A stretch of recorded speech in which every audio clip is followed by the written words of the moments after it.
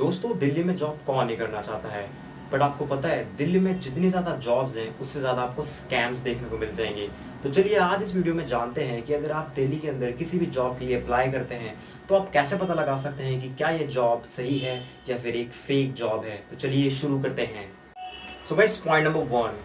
Guys, हमेशा याद रखिए, जब भी आप किसी जॉब के लिए अप्लाई कर रहे हैं या फिर आपने किसी एचआर को फोन किया है या उसका कॉल आपके पास आया है किसी भी जॉब एजेंट का, तो गाइस हमेशा याद रखिए, अगर वो आपसे किसी भी रजिस्ट्रेशन फी के रिगार्डिंग बात कर रहा है या आपसे कुछ पैसे की डिमांड कर रहा है रजिस्ट्रेशन फी के नाम पे, तो आप उस टाइम इजीली डिटेक्ट कर लीजिएगा कि it's a fake job. Guys, इसका रीजन ये है कि कोई भी कंपनी जब न्यू एप्लीकेंट्स होते हैं उनसे पैसा नहीं मांगती। इट्स लॉजिकल गाइस कि क्या कंपनी इतनी गरीब हो चुकी है कि अपने एप्लीकेंट से ही पैसा मांगेगी। तो इट्स लॉजिकल कि ये लोग पैसा मांग रहे हैं। तो यहाँ से आप इजीली पता लगा सकते हैं कि it's a fake job. So guys, point number 2 is communication level. तो गाइस हमेशा याद रखिए, जब भी आप किसी एचआर से या किसी जॉब एजेंट से बात कर रहे हैं जो आपको जॉब दिलवाने वाला है, उसकी कम्युनिकेशन कैसी है। फॉर एग्जाम्पल गाइज, अगर किसी कंपनी से आपको कॉल आता है या किसी एजेंट का कॉल आता है तो उसकी सबसे ज्यादा आपको फोकस करना है कम्युनिकेशन पे। अगर कोई बहुत अच्छी कंपनी होती है या कोई नॉर्मल कंपनी भी होती है तो गाइज उनका जो कम्युनिकेशन लेवल होता है it's totally high and they have a good vocabulary, they have a good fluency in their language. तो गाइज ये बहुत बड़ा एक फैक्टर बन जाता है अगर आप इस चीज पे ध्यान देते हैं। क्योंकि आप खुद सोचिए, अगर कोई कंपनी किसी एचआर को रिक्रूट करती है, एक टॉप अच्छी पोजीशन होती है, तो क्या ऐसे एचआर को रिक्रूट कर देगी जिसकी कम्युनिकेशन ही बेकार है। तो ये एक बहुत बड़ा सोचने वाला गाइस फैक्टर है। क्योंकि जो पूरी कंपनियां होती हैं उन्हें सबसे इंपॉर्टेंट चीज़ ही चाहिए होती है, जो होती है कम्युनिकेशन। तो गाइस इस चीज़ पे सबसे ज़्यादा ध्यान दीजिएगा, क्या उसकी कम्युनिकेशन बेटर है या नहीं। इस बात से मेरा ये मतलब नहीं है कि अगर वो थोड़ा बहुत अटक रहा है तो आप उस पर भी उसको जज कर देंगे। नो गाइस, वो जब आप उससे देख रहे होंगे, उस चीज पे फोकस कर रहे होंगे, तो वो आपको इजीली पता चल जाएगा। गाइस, पॉइंट नंबर 3 इज बड़े बड़े सपने दिखाना।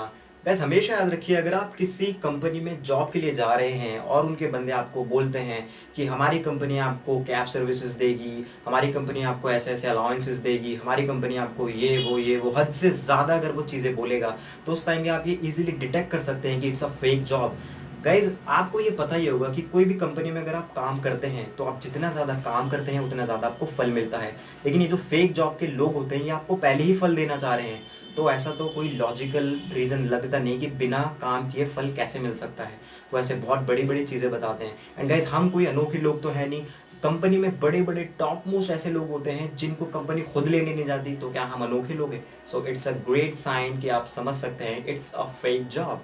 And guys, point number 4 is location of the interview. Guys हमेशा याद रखिए, अगर आप किसी कंपनी में इंटरव्यू के लिए अप्लाई करते हैं तो वो लोग आपको इंटरव्यू के लिए अपनी ही कंपनी में बुलाते हैं। फॉर एग्जांपल, अगर आपने नोएडा में किसी कंपनी के लिए अप्लाई किया है तो वो इंटरव्यू के लिए आपको वहीं बुलाएगा। ये नहीं आपको करोल बाग बोल देगा या राजीव चौक जाने के लिए बोल देगा। या फिर अगर आपने गुड़गांव में ही किया है तो भी सेम प्रोसीजर अप्लाई होता है। गाइज इस चीज से आप पता लगा सकते हैं। फॉर एग्जाम्पल, अगर आप किसी कंपनी में अप्लाई करते हैं और उनके लोग बोलते हैं कि आपको इंटरव्यू के लिए राजीव चौक आना है, राजेंद्र प्लेस आना है या फिर आपको आना है करोल बाग, उस टाइम इजीली समझ जाइएगा कि आपका कटने वाला है। क्योंकि मेरे साथ भी ऐसा हुआ था, इसलिए मैं ये सारे एक्सपीरियंसेस आपसे शेयर कर रहा हूँ। तो guys it's also a great sign location of the interview. कोई भी कंपनी अगर इंटरव्यू के लिए बुलाती है तो अपने ही ब्रांच पे बुलाती है, अपनी ही कंपनी के अंदर बुलाती है, ये नहीं कि कहीं और बुलाएगी। तो इट्स अ ग्रेट साइन, आप इससे भी पता लगा सकते हैं। And guys, point number 5 and the last point is the confirmation letter, या फिर हम कह सकते हैं लेटर ऑफ इंटेंट। गाइस हमेशा याद रखिए, जब आप उन जो फेक जॉब्स होती हैं उनका इंटरव्यू क्लियर कर देंगे तो वो आपको लेटर ऑफ इंटेंट या कंफर्मेशन लेटर देते हैं पेमेंट करने के बाद। तो गाइस हमेशा याद रखिएगा, वो लेटर कभी भी आपको खुला हुआ नहीं देंगे, एकदम बाइंड करके उस पर स्टेप अप करके देंगे। उसका रीजन गाइस पता है आपको क्या होता है?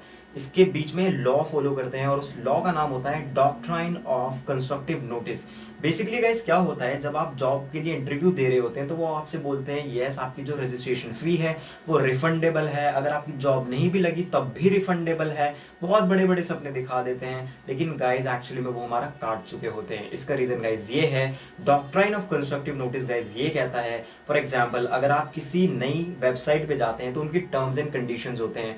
हम हमेशा यही करते हैं, इन चीजों को इग्नोर कर देते हैं एंड टिक करके अंदर चले जाते हैं। गाइस यही होता है, वो जो लेटर ऑफ इंटेंट होता है उसके अंदर इंग्लिश में बहुत सही से लिखा होता है, the fee is not refundable. तो गाइस हमेशा याद रखिए, क्योंकि जो लॉ है आप इस सिचुएशन में केस भी नहीं कर सकते गाइस, क्योंकि उनके पास रिटर्न में पॉलिसीज हैं कि हमारी पॉलिसी है we will not refund the fee. तो गाइस इस सिचुएशन में आप कैसे करेंगे साबित? उन्होंने ओरली तो बोल दिया, उन्होंने तो काट दिया, लेकिन गाइस जो रिटर्न प्रूफ होता है दैट इज इंपॉर्टेंट। तो ये एक बड़ा इंपॉर्टेंट फैक्टर है। तो गाइस यही वो सारी चीजें थी जो मुझे आपसे शेयर करनी थी। If you like the video guys, so please don't forget to subscribe the channel, also please like the video and also please share this video to create the awareness among the people who are gonna go for this interview and उनका ना कटे तो ये हमारी responsibility है that we will make them aware. तो guys that's all for today. अस्सलाम वालेकुम, अल्लाह हाफिज, बाय बाय।